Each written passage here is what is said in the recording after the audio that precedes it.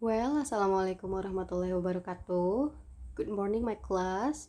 Today we are going to learn about present tense with me, Miss Dewi Juliatni. So, here are the explanations.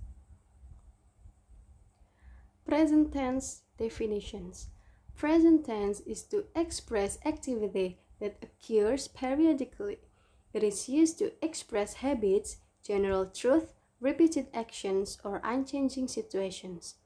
Jadi, present tense ini adalah sebuah tenses yang menunjukkan suatu kegiatan atau aktivitas yang biasa kita lakukan secara berulang-ulang atau kebiasaan yang sering kita lakukan sehari-hari. Misalnya, saya bangun pagi pada jam 7. Atau ada lagi, saya makan 2 kali sehari. Atau ada lagi, saya biasa bermain bola voli dengan teman-temanku. Nah, itu adalah salah satu contohnya. Kita bisa sebut present tense ini adalah kebiasaan yang biasa kita lakukan sehari-hari. Begitu ya. Next. Nah, dia adalah time signal present tense atau penanda waktu dari present tense. Ada every day, setiap hari, every week, setiap minggu, every month, setiap bulan, every year, setiap tahun, in the morning, di pagi hari, seldom, jarang, once, sekali, twice a day, 2 kali sehari, never, tidak pernah, usually, biasanya, sometimes, kadang-kadang, dan masih banyak lagi, tapi ibu cantumkan di sini sedikit saja. Oke, itu adalah mengenai time signal dari present tense. Kita lanjut. Nah, ini adalah formula dari present tense. Ada 2, yaitu verbal dan non-verbal. Kita bahas yang verbal dulu. Yang positif, ada subjek, ada verb one yang ditambahkan s atau is, dan komplement. Yang negatif, ada subjek, ada do, does, ada not, ada verb one, dan komplement. Dan yang interrogatif, ada do, does, ada subjek, ada verb one, dan komplement. Nah, kalau kalian perhatikan, dalam kalimat positif ini atau rumus positif ini ada verb one yang ditambahkan s atau is. Nah, verb one yang ditambahkan s atau is ini hanya berlaku untuk yang subjeknya tunggal atau he, she, it, atau nama orang, nama benda yang sifatnya tunggal atau satu. Nah, kita lanjut ke yang negatif. Kita lihat ada do, does. Nah, do, does ini adalah auxiliary verb atau kata kerja bantu dari present tense. Dan karena dia adalah negatif, maka ada tambahan not setelah auxiliary verbnya. Dan verbnya itu kembali lagi ke verb 1 tanpa adanya tambahan s atau is. Itu ya yang perlu kalian ingat. Berikut pembagiannya. Kita bisa pakai do apabila subjeknya adalah I, you, we, they, atau yang sifatnya jamak atau banyak. Dan kita bisa pakai auxiliary verb does apabila subjeknya he, she, it, nama orang, nama benda, atau yang sifatnya tunggal atau satu. Begitu ya pembagiannya. Nah, kita ke nonverbalnya yang positif. Ada subjek dan to be, yaitu is/am dan komplement. Yang negatif ada subjek, ada is/am dan not dan komplement. Dan yang interrogatif ada is/am, ada subjek dan komplement. Nah, berikut pembagian dari to be-nya.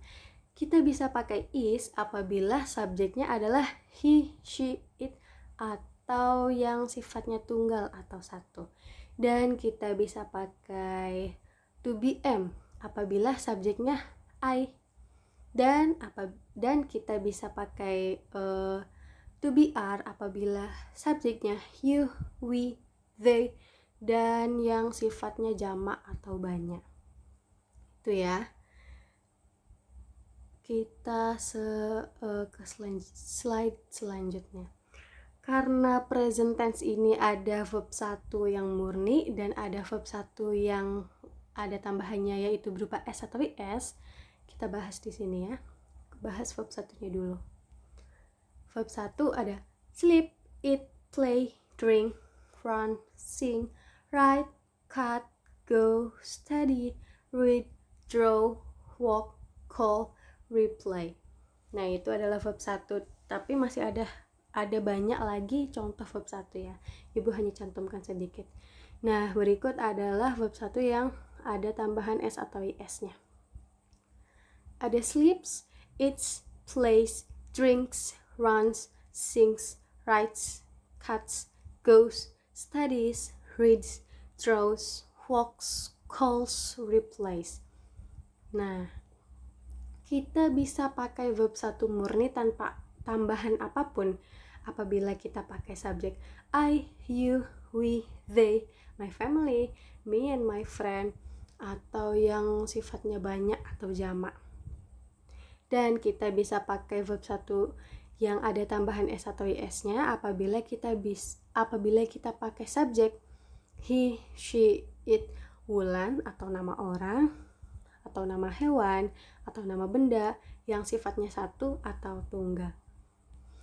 Dan perlu kalian ingat kalau verb 1 yang ada tambahan S atau IS-nya ini hanya berlaku untuk kalimat positif. Untuk kalimat negatif dan interrogatifnya kembali ke verb 1 lagi, tanpa ada tambahan S atau IS. Sesuai dengan rumus ya. Selanjutnya, ini adalah contoh dari verbal present tense. Kita lihat yang pertama dulu. Ibu cantumkan rumusnya di atas supaya kalian ingat. Kita lihat contoh yang positif. I study English every day. I sebagai subjek, study sebagai verb 1. Karena subjeknya adalah I, maka verbnya itu kita pakai verb yang murni tanpa ada tambahan S atau IS. Karena subjeknya I ya, ingat. Dan English everyday adalah komplementnya. Everyday ini adalah time signal dari present tense. Yang negatif, I do not study English everyday.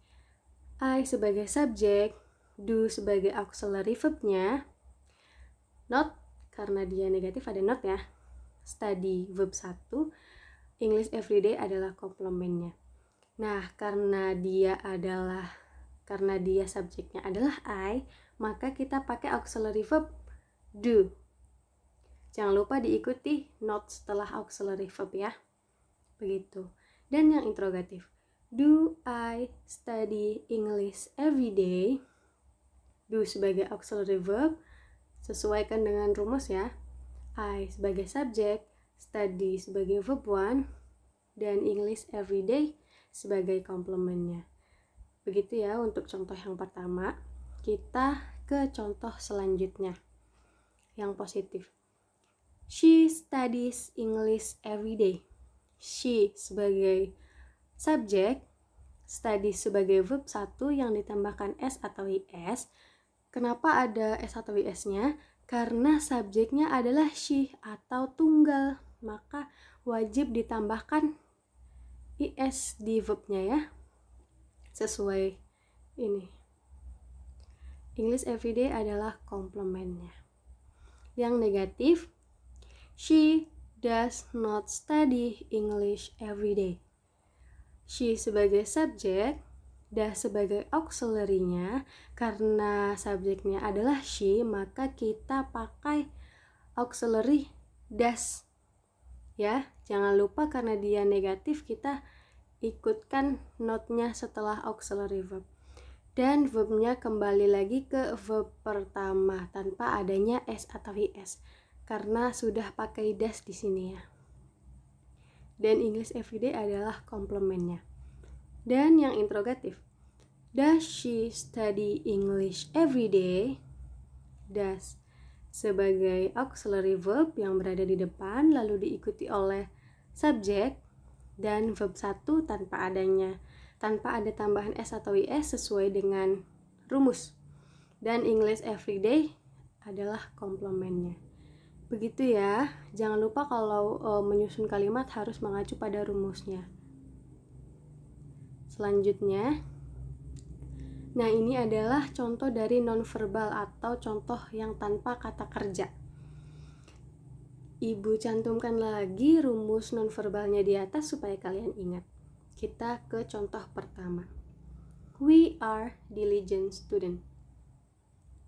We sebagai subjek, karena subjeknya adalah we, maka kita pakai to be are, ya, to be-nya are. Diligent student sebagai komplemennya. Yang negatif, we are not diligent student. We sebagai subjek, are sebagai to be-nya, dan jangan lupa diikutkan not karena dia adalah negatif. Dan diligent student adalah komplemennya. Yang interrogatif, are we diligent student? Kita ikutkan rumus to be berada di depan, lalu diikuti oleh subjek dan diligent student sebagai komplemennya. Begitu ya, ikuti sesuai rumusnya. Kita lanjut ke contoh selanjutnya. She is smart student. She adalah subjek. Karena subjeknya tunggal, maka kita pakai to be is. Karena subjeknya she, maka kita pakai to be is. Dan smart student adalah komplemennya. Yang negatif, she is not smart student. She sebagai subjek, is sebagai to be, dan karena dia adalah negatif, maka ada tambahan not setelah to be-nya. Dan smart student sebagai komplement. Dan yang interrogatif, is she smart student? Is sebagai to be-nya, lalu diikuti oleh subjek dan smart student sebagai komplement. Ikuti sesuai rumus ya, ini ya. Oke, itu saja penjelasan dari Miss Dewi. Semoga kalian paham. Wassalamualaikum warahmatullahi wabarakatuh.